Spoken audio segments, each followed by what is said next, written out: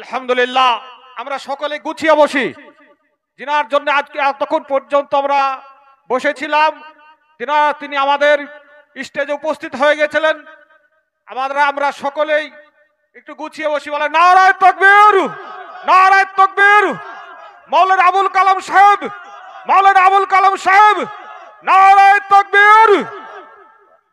নবী বকর গারে সুরে, নবী বকর গারে সুরে, সেই নামের ওই জিকির করে, তাই না দেখে মাকড়া সাথী জাল বুনিয়া যায়। কবুতর এসে পাশে বসে স্মরণ করে, তাই বলো লা ইলাহা ইল্লাল্লাহ, লা ইলাহা ইল্লাল্লাহ, লা ইলাহা ইল্লাল্লাহ মুহাম্মাদুর রাসূলুল্লাহ। সকলে প্রাণ খুলে বলুন সাল্লাল্লাহু আলাইহি ওয়াসাল্লাম। নবীজি সাহাবীদের বলছেন, সাহাবীরা, পৃথিবীতে কৃপণ কোন লোকটি, বখিল কোন লোকটি, কঞ্জুস কোন লোকটি তোমরা কি জানো? সাহাবীরা বললেন, আল্লাহু আ'লামু বিমুরাদিহি ওয়া রাসূলিহি, আল্লাহ এবং তার রাসূল এ বিষয়ে ভালো জানেন। জোরে বলুন সুবহানাল্লাহ, সুবহানাল্লাহ। পয়গম্বর বলেন, পৃথিবীতে কৃপণ বখিল কঞ্জুস ওই লোকটি, যে লোকটি আমার নাম শুনলো মুহাম্মাদুর রাসূল, কিন্তু আমার নামে একটু দরুদের তোহফা পেশ করলো না, দরুদের নজরানা পেশ করলো না, নাম শুনে সাল্লাল্লাহু আলাইহি সাল্লাম বললো না, ওই লোকটির মতো কৃপণ বখিল কঞ্জুস পৃথিবীতে আর দুজন নাই। জোরে বলুন একটু নাউজুবিল্লাহ। নাউজুবিল্লাহ। এই জন্য আল্লাহ যতদিন হায়াতে বাঁচিয়ে রাখবেন, নবীজির নাম শুনলে আমরা একটু সাল্লাল্লাহু আলাইহি সাল্লাম পড়বো। রাজি আছেন? একটা ছোট্ট প্রশ্ন বক্তৃতার প্রারম্ভে আপনাদের কাছে রাখি। হাসরের মাঠে বিপদের দিন আমাদের সাহায্য করবেন কে? এখানে কিন্তু একটু ভুল তথ্য দিলেন। হাসরের মাঠে আল্লাহ যেদিন বিচারের আসীন হবেন, আরশ কুরসি নামে নিয়ে আসবেন, সেদিন তিনি কাহার নাম নিয়ে, জব্বার নাম নিয়ে বিচার শুরু করবেন। অত্যন্ত রাগান্বিত মেজাজ নিয়ে, কড়া মেজাজ নিয়ে, গাম্ভীর্য নিয়ে আল্লাহ সেদিন বিচার শুরু করবেন। কাউকে শস্য দানা পরিমাণ বাড়তি ফ্যাসিলিটি দেবেন না, কাউকে শস্য দানা পরিমাণ বাড়তি বিপদেও ফেলবেন না। ফামাইয়া আমাল মিসকালা যাররাতিন খায়রা ইয়ারা, যে লোকটি শস্য দানা পরিমাণ ভালো কাজ পৃথিবীতে করে হাসরে হাজির দেবে, আল্লাহ সেটা তার চোখের সামনে দেখিয়ে দেবেন। জোরে বলুন সুবহানাল্লাহ, সুবহানাল্লাহ। ওমাইয়া আমাল মিসকালা যাররাতিন শাররা ইয়ারা, আবার পৃথিবীতে যে লোকটি শস্য দানা পরিমাণ অসৎ কাজ, খারাপ কাজ করবে, আল্লাহ সেটাও তাকে দেখিয়ে মিজানের দাড়ি পাল্লায় চাপিয়ে দেবেন। বান্দা, এই খারাপ কাজটা তুমি করেছিলে কিনা, মিথ্যা কথা বলেছিলে কিনা, পরের মাল না বলে আত্মসাৎ করেছিলে কিনা, কটু কথায় লোককে গালি দিয়েছিলে কিনা, পরের মাল আত্মসাৎ করেছিলে কিনা, গরিব এতিমের হক ফাঁকি দিয়ে খেয়েছিলে কিনা, অমুক দিন অমুকের বাচ্চা কোন বিধবা নারীর অর্থ আত্মসাৎ করেছিলে কিনা। সেদিন আল্লাহ দিন, তারিখ, সময় সব কম্পিউটার মেশিনে লোড করে রেখে দিয়েছেন। আল্লাহ দেখিয়ে দেবেন। আমাদের জবান সেদিন বাস্তব দৃশ্য দেখে বন্ধ হয়ে যাবে, কারণ এই কাজ তো আমি করেছিলাম, দুনিয়ার কেউ দেখেনি, কিন্তু আল্লাহ তো সব কম্পিউটার মেশিনে লোড করে রেখেছে। বর্তমান প্রযুক্তি যুগের বিজ্ঞানীরা কম্পিউটার মেশিন চালালে অনেক দিনের পুরানো তথ্য বার করে দিতে পারে না, পারে না? তো পৃথিবীর মানুষ যদি পারে, আল্লাহ কি অপারক? আল্লাহ অপারক নয়। এই জন্য সেদিন সব দেখাবেন, এবং যে যেমন আমল করে হাসরে হাজির দেবে, তার নসিবে তার প্রতিদান জুটবে। সকলে বলুন আমিন। আমার ভাইরা, এই জন্য আল্লাহ সেদিন কাহার নাম নিয়ে, জব্বার নাম নিয়ে বিচার শুরু করবেন। কে সুন্দর, কে সুন্দরী, কে দেখতে খুব ভালো, কে দেখতে খুব খারাপ, কার গায়ের রং কালো, কার গায়ের রং ফর্সা, কে ধনী আর কে গরিব, এই জাত বিচার করে ধনীর একটু বাড়তি ফ্যাসিলিটি দেবেন না, গরিবকে আবার বাড়তি বিপদে ফেলবেন না। ওটা বর্তমানে নেতা খেতারা করে, ঠিক কি না? নেতা খেতারা করে বর্তমানে, কিন্তু আল্লাহর কাছে সেদিন একেবারে চুলচেরা বিচার হবে এবং সূক্ষ্ম বিচার, যে বিচারে শস্য দানা পরিমাণ কোনো ভুল থাকবে না। সেদিন আল্লাহ কিন্তু মেজাজ গরম করে রাগান্বিত হয়ে বিচার করবেন, কারো দিকে ফিরে তাকাবেন না। হাসরের মাঠে আদম সফিউল্লাহ থেকে নিয়ে যত পয়গম্বর পৃথিবীতে এসেছে, কোরআনে কম বেশি 7-8 জন পয়গম্বরের নাম আল্লাহ কোট করে দিয়েছে। কজন বললাম? 7-8 জন পয়গম্বরের নাম আল্লাহ কোট করে দিয়েছেন। পয়গম্বর এসেছেন অগণিত। আবার কিছু কিছু মুফাসসিরগণ তাফসীরের কিতাবে লিখেছেন 1,24,000, মতান্তরে 2,24,000। আবার কিছু কিছু তাফসীরকারক লিখেছেন কোন সংখ্যা নির্ধারণ না করে অগণিত বললে কোনো ভুল হবে না। জোরে বলুন সুবহানাল্লাহ। তাফসীরে জালালাইন, এমন করে তাফসীরে কামালাইন, তাফসীরে কুরতুবী, তাফসীরে বিজালাল কোরআন, আমার ভাইরা তাফসীরে বাইজাবি, তাফসীরে কাশাফ, তাফসীরে বায়নুল কোরআন, বিখ্যাত বিখ্যাত তাফসীরের কিতাবে লেখকেরা লিপিবদ্ধ করেছেন। আল্লাহ পাক রব্বুল আলামিন লক্ষাধিকের উপরে পয়গম্বরদের ভিতর থেকে ছাঁটাই করে বাছাই করে মাত্র 7-8 জন পয়গম্বরের নাম কোট করে দিয়েছেন। শুধু নাম কোট করে নাই, কম বেশি তাদের জীবনীও কোরআনে ভরে দিয়েছেন। তাদের জীবনী পড়বে এবং সে মতো আমল করে যদি চলতে পারি, আমরা জান্নাত নিশ্চিন্তে মনে হালাল করতে পারবো। নিশ্চিন্ত মনে আমরা আমাদের জীবন গাড়িটা ওই রাস্তায় যদি পয়গম্বরদের জীবন চরিত্রের দিকে দৃষ্টি নিক্ষেপ করে আমাদের জীবন গাড়িটা যদি চালাতে পারি, তাহলে আমরা নিঃসন্দেহে জান্নাত হালাল বানাতে পারবো। জোরে বলুন একটু আমিন। আমার ভাইরা, লক্ষাধিক পয়গম্বরের ভিতর থেকে আল্লাহ পাক ছাঁটাই করে বাছাই করে 7-8 জন পয়গম্বরের নাম কোট করে দিয়েছেন। এই 7-8 জন পয়গম্বরের ভিতর থেকে 25 জন পয়গম্বরের জীবনী কম বেশি কোরআনে ভরা। 2 জনের কোনো জীবনী নাই, শুধু ওদের নাম কোট করা হয়েছে।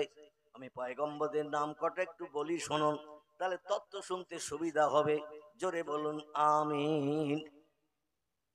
কারো নাম আদম, কারো নাম শীষ, কারো নাম ইদ্রিস, কারো নাম নূহ, কারো নাম ইব্রাহিম, কারো নাম ইসমাইল, কারো নাম ইসহাক, কারো নাম ইয়াকুব, কারো নাম ইউসুফ, কারো নাম দাউদ, কারো নাম সুলাইমান, কারো নাম মুসা, কারো নাম হারুন, কারো নাম হুদ, কারো নাম লুত, কারো নাম সালেহ, কারো নাম জাকারিয়া, কারো নাম এহিয়া, কারো নাম আইয়ুব, কারো নাম ইউনুস, কারো নাম শোয়েব, কারো নাম ইলিয়াস, কারো নাম ওজায়ের, কারো নাম ঈসা, কারো নাম মুহাম্মাদুর রাসূলুল্লাহ।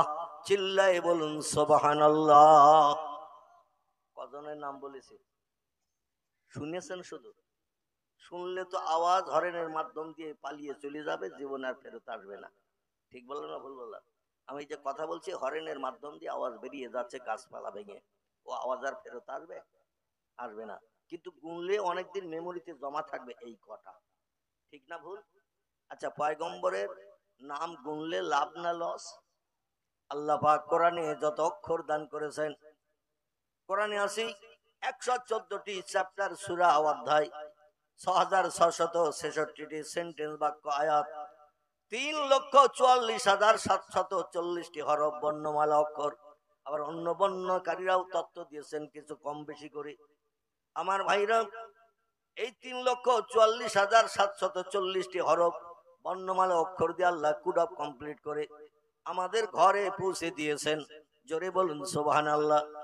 কোরআনের একটা অক্ষর যদি কেউ পাঠ করে, কোরআনের এত দাম, এত মর্যাদা, এত সম্মান আল্লাহ দিয়েছেন।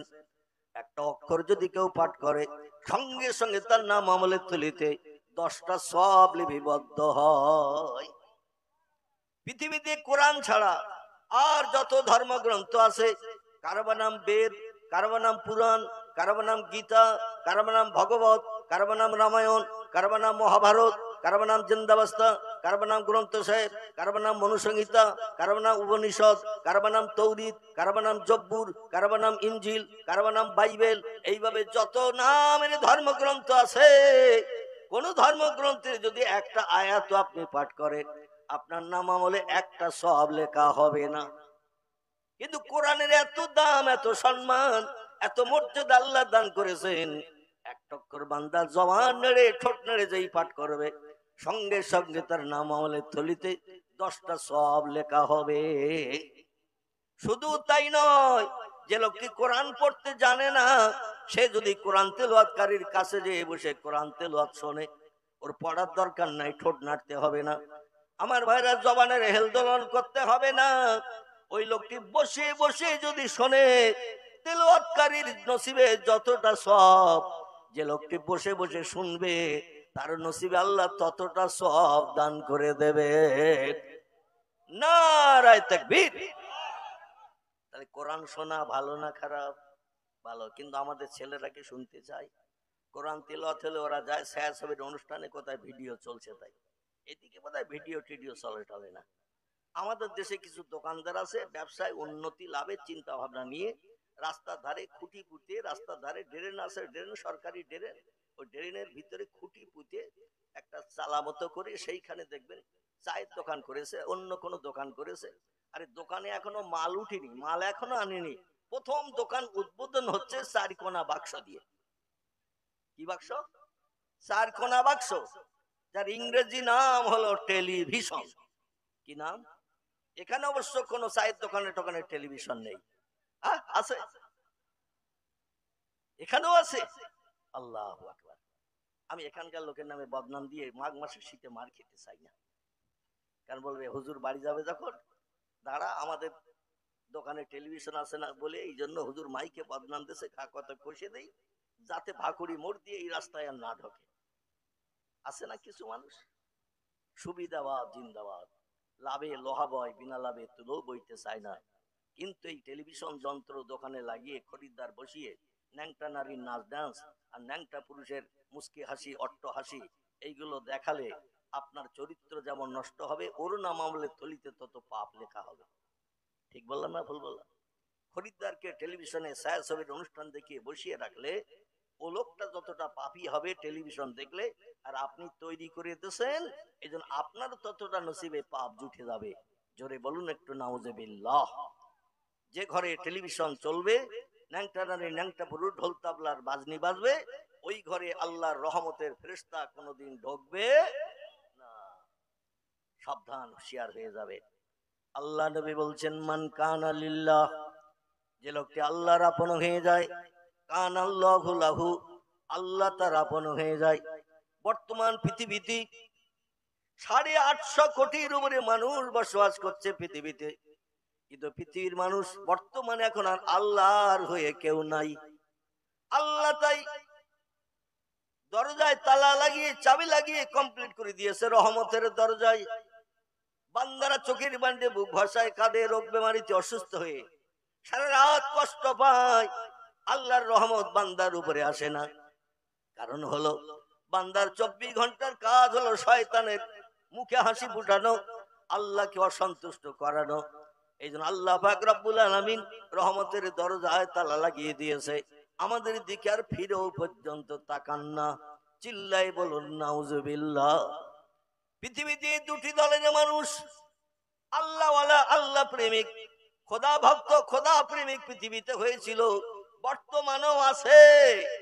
দুটি দলের মানুষ, আল্লাহ যেটা বলেছেন তারা সেটা আল্লাহকে দিয়ে আল্লাহকে খুশি করেছেন। আর ওই বান্দারা যখন কোন সমস্যা আল্লাহর কাছে জানায়, আল্লাহ সঙ্গে সঙ্গে ওই সমস্যার সমাধান করে বান্দার মুখে হাসি ফুটায়। বোঝা গেল? এই দলের ভিতরে কারা, এই দুটি দল কারা, আমি আপনাদের কাছে তথ্য পরিবেশন করলে বুঝতে সুবিধা হবে। বর্তমানে পৃথিবীতে বহু দলের মানুষ আমরা বাস করি। চাষি, তাঁতি, কামার, কুমোর, সূত্র, ধোপা, নাপিত, ডাক্তার, কবিরাজ, হাকিম, ব্যারিস্টার, উকিল, জজ, মাস্টার, এইভাবে আলেম, হাফেজ, কারি, মুফতি, যত দলের মানুষ, মসজিদের ইমাম, মুয়াজ্জিন, মুক্তাদি, যত দলের মানুষ আমরা পৃথিবীতে বাস করি, আমরা কিন্তু আল্লাহর আপন কেউ হতে পারিনি। পৃথিবীতে দুটি দলের মানুষ আল্লাহর আপন হয়েছেন। এই দুটি দলের নাম বললে বুঝতে পারবেন। একটি দলের নাম হলো নবী আম্বিয়ার দল, একটি দলের নাম হলো ওলি আউলিয়ার দল। এছাড়া আর যত দলের মানুষ এই পৃথিবীতে আলেম, হাফেজ, কারি, মুফতি, আমিও ওর ভিতরে জড়িয়ে নিলাম।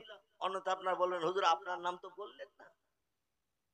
মসজিদের ইমাম, মুয়াজ্জিন, মুক্তাদি থেকে শুরু করে চাষি, তাঁতি, কামার, কুমোর, সূতর, ধোপা, নাপিত, ডাক্তার, কবিরাজ, হাকিম, জজ, উকিল, ব্যারিস্টার, মাস্টার, যত দলের মানুষ আমরা বাস করি, আমরা দুনিয়াদারিতে মত্ত। আল্লাহর যেমনদের চিন্তা ভাবনা আমাদের মগজে আসে না। আমরা কেবল দুনিয়াদারিতে মত্ত, বিবি বাচ্চা নিয়ে মত্ত। সংসার জীবনে সুখের জন্য মতো আল্লাহর কথা 24 ঘন্টাও মনে করি না। একটু মসজিদে না গেলে দৃষ্টিকটু খারাপ দেখায়, তাই মসজিদে যাই। ইমাম সাহেব 3 রাকাত নামাজ পড়ালো কি 4 রাকাত পড়ালো, এটাও পর্যন্ত আমাদের মগজে খেয়াল থাকে না। ঠিক বললাম না ভুল বললাম? ইমাম সাহেব 3 রাকাত পড়ালো না 4 রাকাত পড়ালো, দুনিয়ার চিন্তায়, ব্যবসার চিন্তায়, দোকানদারির চিন্তায়, কাজকর্মের চিন্তায় মাঝে মাঝে এটাও আমরা ভুলে যাই। ঠিক না ভুল? দুটি দলের মানুষ আল্লাহকে বলেননি, তারা হলো নবী আম্বিয়ার দল। নবী হলো এক বচন, আম্বিয়া হল বহু বচন। একজনকে বলা হয় নবী, বহুজনকে বলা হয়েছে আম্বিয়া। একজনকে বলা হয় অলি, বহুজনকে বলা হয়েছে আউলিয়া। এই পৃথিবীতে নবীর দল যেমন অগণিত এসেছে, মানুষকে হেদায়েত দিতে, দিনের দাওয়াত দিতে, আল্লাহর কথা বলতে। কিয়ামত অবধি পয়গম্বরের পরে কিয়ামত অবধি অলির খাতা বন্ধ হবে না। অলিও পৃথিবীতে থাকবে, এরা নবীর কাজ করবে, নবীর দোসর হলো এরা। জোরে বলুন একটু সুবহানাল্লাহ। আমার ভাইরা, সংক্ষেপ করে আপনাদের কাছে বলি, সংক্ষেপ করে বলি, লক্ষ্য করুন, খেয়াল করুন। আল্লাহ পাক তাই কোরআনের ভিতরে আমাদের আমল করার জন্য, চরিত্র গঠনের জন্য নবীর আল্লাহর কাছে যখন যেটা চেয়েছে আল্লাহ সেটা দিয়েছেন না দেননি? যদি বলেন দেননি, তাহলে আমি কোরআন থেকে তত্ত্ব প্রমাণ দেব। আপনাদের কাছে নবীদের বলতে দেরি হয়েছে, কিন্তু আল্লাহর কাজ হতে দেরি হয়নি। জোরে বলুন সুবহানাল্লাহ। আর আল্লাহ বলছেন, আমা মুহাম্মাদুন ইল্লা রাসূলুন কদ খালাত মিন ক্বাবলিহির রাসূল। আমি মুহাম্মদ নামধারী একজন ব্যক্তিকে রসুল করে, প্রফেট করে, মেসেঞ্জার করে, পথ প্রদর্শক, বার্তাবাহক করে পৃথিবীতে পাঠিয়েছি। কিয়ামত পর্যন্ত বিশ্ববাসীর কল্যাণের দায়িত্ব পালন করে, মানুষকে সুপথ দেখানোর জন্য, সুপথে পরিচালনা করার জন্য, জাহান্নাম হারাম বানানোর জন্য, জান্নাত হালাল বানানোর জন্য আমি আখিরি জামানায় শেষ যুগে একজন মহামানব পৃথিবীতে পাঠালাম। তার নাম আমার কোরআনে কোট করে দিলাম, মুহাম্মাদুর রাসূলুল্লাহ। জোরে বলুন একটু সুবহানাল্লাহ। বর্তমান পৃথিবীতে 850 কোটি মানুষের ভিতরে ধর্মের সংখ্যা আছে 4,500-এর উপরে। কতটা বললাম? 4,500-এর উপরে ধর্ম পৃথিবীতে বিদ্যমান। প্রত্যেকটি ধর্মাবলম্বীদের একটা দুটো করে ধর্মীয় নেতা আছে না নাই? নেতা না থাকলে কোনো ধর্ম চলে না। নেতা নেতৃত্ব দেয়, জনগণ মেনে চলে। এইভাবে পৃথিবীতে ধর্ম চালু রয়েছে। কারবার নাম রামকৃষ্ণ পরমহংসদেব, কারবার নাম বুদ্ধদেব, কারবার নাম গুরু নানক, কারবার নাম মহাবীর, কারবার নাম আচার্য কেশবচন্দ্র, কারবার নাম মোজেস, কারবার নাম যিশু, কারবার নাম সক্রেটিস, কারবার নাম বালক ব্রহ্মচারী, কারবার নাম বাবা রামদেব। এইভাবে পৃথিবীতে বিভিন্ন ধর্মীয় নেতার নাম আমরা ইতিহাস আলগা করলে দেখতে পাই। এখন 3,500 মতান্তরে 4,500 ধর্মমূলী নেতার ভিতরে কে যে শ্রেষ্ঠ, কে যে সেরা, কে যে চরিত্রবান, সাদা কাপড়ের মতো আদর্শওয়ালা, যাচাই করতে গেলে, এক একটা নেতাকে নির্বাচন করতে গেলে 2-1 মাস তার পিছনে ঘোরা লাগবে না? লাগবে না? একদিন দুদিনে কোনো নেতা নির্বাচন করা যাবে না, চেনা যাবে না। তার সঙ্গে 2-1 মাস থাকতে হবে, তাহলে তার চরিত্র আপনার চোখের সামনে ফুটে উঠবে। ঠিক না ভুল? ঠিক। এই জন্য যদি 2-1 মাস করে প্রত্যেকটি নেতা কে যে সেরা, কে যে ভালো, কে যে দামি, নির্বাচন করতে গেলে 2-1 মাস করে যদি নেতার পেছনে থাকতে হয়, বুড়ো হয়ে মরে যাবেন, কিন্তু নেতা নির্বাচন করার সুযোগ পাবেন না। আল্লাহ পাক আমাদের মগজ ধোলাই করার জন্য পৃথিবীতে সেরা একটি আসমানি কিতাব পাঠিয়েছেন। কিয়ামত অবধি আর কোনো কিতাব পৃথিবীতে আসবে না। কিতাবটির নাম হলো আল কোরআন। কি নাম? আল কোরআন। তো এই কোরআন থেকে যদি জ্ঞান নিতে চাও, কোরআন থেকে যদি যন্ত্রপাতি, মেশিন বানানোর তথ্য নিতে চাও, ঔষধপত্র কোরআন থেকে যদি নিতে চাও, অনুনাজ্জিলু মিনাল কোরআনে মা হুয়া শিফাউ ওয়া রাহমাতুল লিল মুমিনিন। জোরে বলুন আল্লাহু আকবার। আল্লাহ বলছেন, ও মানুষ, আমার আসমানি ভাষা লৌহে মাহফুজে সংরক্ষিত মিষ্টি মধুর সত্যবাণী, সত্য কথা আমি কোরআন পৃথিবীতে ঔষধ করে তোমাদের রোগ মুক্তির জন্য শেফা করে পাঠিয়ে দিয়েছি। জোরে বলুন একটু সুবহানাল্লাহ। কিন্তু কোরআনের কাছে বিপদে মুসিবতে পড়ে, রোগে শোকে পড়ে, কোরআনের কাছে কি কোনোদিন ওষুধ আমরা চেয়েছি? আমরা খোঁজ নেই, চায়ের দোকানে যাই, এই রোগ হয়েছে, এর উত্তম ভালো ডাক্তার কোথায় আছে বল। বন্ধু বন্ধুর কাছে জিজ্ঞাসাবাদ করে। আমি এই রোগে আক্রান্ত, আমার মা এই রোগে অসুস্থ, দীর্ঘদিন এলাকার ডাক্তার দেখালাম, কাজ হয় নাই। এই জন্য এই বিষয়ে যিনি অভিজ্ঞ ব্যক্তি আছেন ডাক্তার, কোথায় গেলে পাওয়া যায় বল? কিন্তু আল্লাহর কোরআন বলছে কিয়ামত অবধি সব রোগের ঔষধ নিয়ে আমি এসেছি, আমার কাছে দাবি করলেই অবশ্য ঔষধ পেয়ে যাবে। যেমন 18 বছর কাল পয়গম্বর আইয়ুব নবী কুষ্ঠ রোগে ঘা পাশায় জর্জরিত হয়ে ছোঁয়াচে রোগে ভর্তি হয়েছিল। গোস্ত পুঁছে দিয়ে গা দিয়ে বড় বড় পোকা বার হতে শুরু করলো, পোকাগুলো গোস্ত খেয়ে নেমে চলে যায়। আইয়ুব নবী পোকাগুলো ধরে নিয়ে আস্তে আস্তে আবার গায়ে লাগিয়ে দেয়, বলে আইনা তাযহাবিয়া ইহাদ্দুদ, এ পোকার দল যাচ্ছিস কোথায়? আমার গায়ে তো এখনো গোস্ত আছে, আল্লাহ তোদের খাওয়ার সুযোগ করে দিয়েছে, আমার গোস্ত খা, গোস্ত থাকতে তোদের চলে যেতে দেব না। কামড়িয়ে কামড়িয়ে গোস্ত খায়, যন্ত্রণায় ছটফট করা উচিত। আইয়ুব নবী ধৈর্য ধারণ করে আল্লাহর পরীক্ষায় পাশ করার জন্য অপেক্ষা করতে লাগলেন। হাকিম এমন করে মন্ত্রী মহোদয়, সভাসদ বর্গ, রাজদরবারে যারা ছিল, আল্লাহ এনাকে পয়গম্বর বানিয়েছিলেন, আবার বাদশাহিত্য দিয়েছিলেন, বিবি দিয়েছিলেন 4টে, সন্তানাদিও দিয়েছিলেন, সংসার জীবনে সুখ দিয়েছিলেন। আমার ভাইরা পয়গম্বর আইয়ুব নবীকে রাজদরবারের মন্ত্রী মহোদয় সভাসদ বর্গরা ডেকে বলল, হুজুর জাহাপানা, আপনার গায়ের গোশত পচে এত দুর্গন্ধ আমাদের নাকে লাগছে, রাজদরবারে আমরা বসে থাকতে পারছি না, জনগণের সুযোগ সুবিধার সুখ সুবিধার জন্য দায়িত্ব পালন করব, সমস্যা সমাধান করব, আপনার গায়ের পচা দুর্গন্ধ আমরা সহ্য করতে পারছি না, আপনি একটু ডাক্তার ডাকেন, হাকিম ডাকেন, বৈদ্য ডাকেন।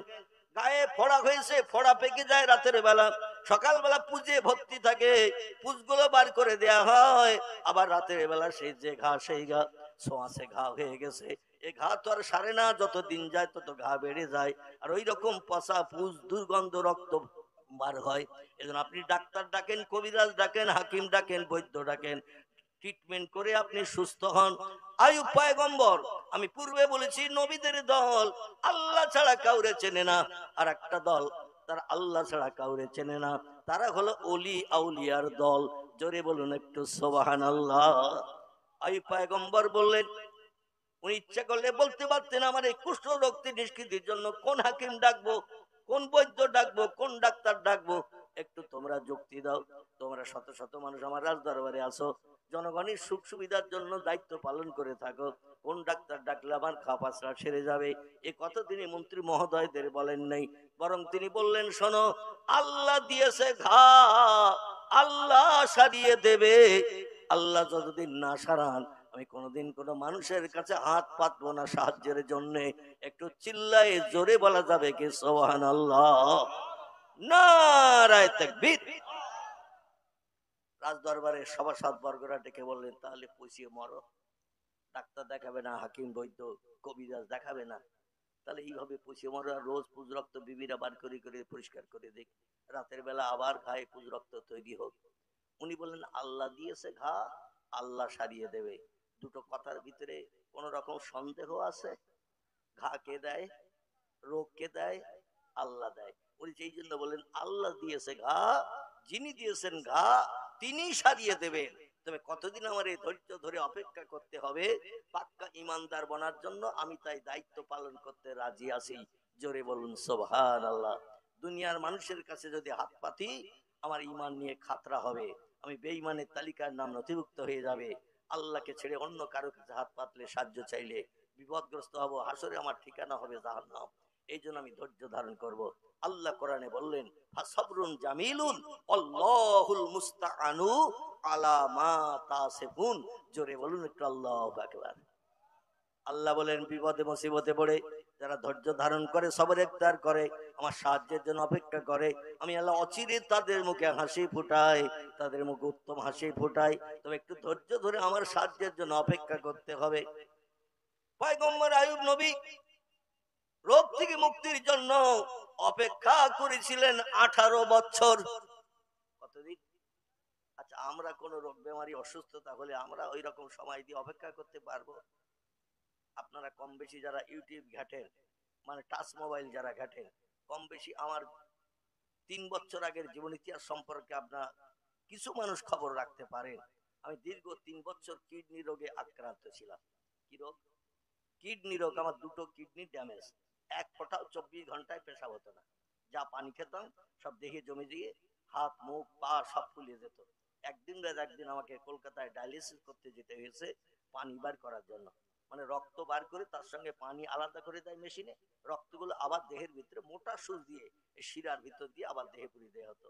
আমার হাতে চ্যানেল, গলায় চ্যানেল, বুকে চ্যানেল, 3 জায়গায় চ্যানেল করার পর এক টানা 2.5 বছর একদিন বসিরহাট থেকে কলকাতা আমাকে ডায়ালিসিস করতে যেতে হয়েছে। কি দুর্জয় ব্যাপার একবার চিন্তা করেন। 2.5 বছর ধরে একদিন 85 কিলোমিটার রাস্তা যাওয়া, 85 কিলোমিটার রাস্তা বাড়ি ফেরা। সময় লাগতো ডায়ালিসিসে বেরিয়ে বাড়ি ফিরতে পাক্কা 9 ঘন্টা। কতটা বললাম? 9 ঘন্টা। এই 9 ঘন্টা পাক্কা 2.5 বছর ডায়ালিসিসের পরে গত 18 জানুয়ারি 2024, মানে এই 25 জানুয়ারি পেরিয়ে গেছে। 1 বছর কদিন হয়েছে, 5-7 দিন মতো। এই 1 বছর আমি অপারেশন করেছি, মানে কিডনি ট্রান্সপ্লান্ট হয়েছে। আমার এই পেটে কাপড় আলগা করলে দেখতে পারবেন 21টা সেলাই, একেবারে পাজরার কাঠি থেকে নিয়ে একেবারে গুপ্তাঙ্গের গোড়া পর্যন্ত 21টা সেলাই আমার পেটে, পুরো পেট ফেরিয়ে 2 দিকে করে একজনের পেট থেকে একটা কিডনি কেটে নিয়ে আম গাছের কলম বাটা মতো আমার পেটে কিডনির নাড়িতে জুড়ে দিয়ে দিয়েছে। আপনাদের সকলের পেটে কিডনি 2টি, আমার পেটে কিন্তু 1টি। তো আল্লাহর অফুরন্ত রহমত, আপনারা যেমন সুস্থ, আল্লাহ একটা কিডনির মাধ্যম দিয়ে আমাকে অধমকে সুস্থ রেখেছেন।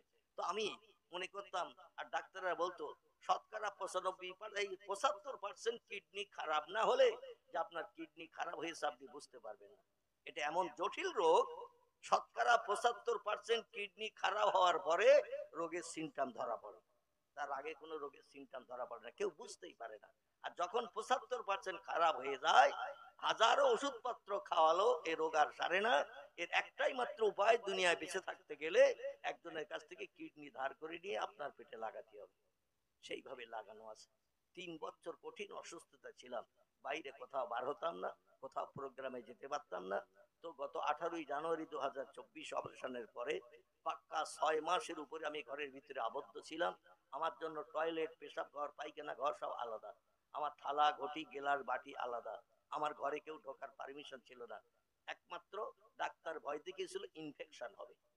কোন লোক আপনার ঘরে ঢুকলে, কারোর সঙ্গে কথা বললে, ওদের শ্বাস নিঃশ্বাসে জীবাণু পায়জান আপনার দেহের ভিতরে ঢুকলে ইনফেকশন হবে গায়ে। কারণ জোড়া হয়েছে আপনার দেহের সঙ্গে অন্য লোকের পার্ট জোড়া, এ তাড়াতাড়ি স্বাভাবিক হয় না। আর যদি ইনফেকশন হয় আর বাঁচানো যাবে না। আমি বললাম, আল্লাহ একমাত্র তুমি পয়গম্বর আইয়ুব নবীর জীবন ইতিহাস কম বেশি অধমকে শিখিয়েছো। আইয়ুব নবী যেমন তোমার সাহায্যের জন্য অপেক্ষায় ছিল, আমিও তোমার সাহায্যের জন্য অপেক্ষায় থাকলাম। আল্লাহ যদি দয়া মনে করো, জনগণকে দিন শরীয়তের 2 কথা অধমকে দিয়ে আবার শোনাতে চাও, তাহলে তুমি সুস্থ করে দাও, অন্যথায় সুস্থ হওয়ার কোনো উপায় নাই।